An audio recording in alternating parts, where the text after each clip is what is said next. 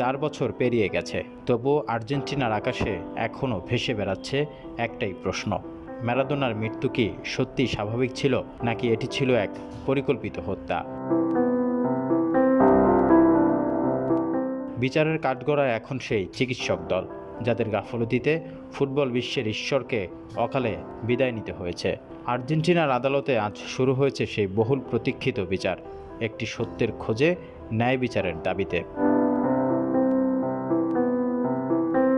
প্রতিবাদে ফুঁসছে আর্জেন্টিনার জনগণ।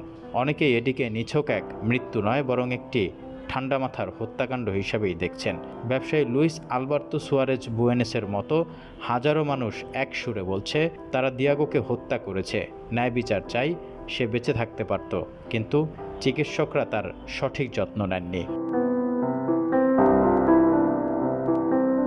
2021 সালে একটি মেডিকেল বোর্ড জানায়, ম্যারাডোনার চিকিৎসক দল ছিল অনুপযুক্ত, প্রশ্নবিদ্ধ ও বেপরোয়া। আর আজ সেই চিকিৎসকদের বিরুদ্ধে আনুষ্ঠানিকভাবে সাধারণ হত্যার অভিযোগ আনা হয়েছে।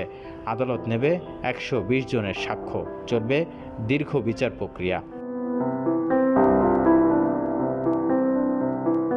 ফুটবল ঈশ্বরের অকাল প্রয়াণ মেনে নিতে পারছে না আর্জেন্টিনা। লাতিন আমেরিকার এই দেশ আজও তাকে দেবতার মতোই পুজো করে, কারণ প্রায় একক প্রচেষ্টায় 1986-এর বিশ্বকাপ এনে দিয়েছিল ম্যারাডোনা। আর সেই প্রিয় নায়ক যদি অবহেলার শিকার হন, তা কি মেনে নেওয়া যায়?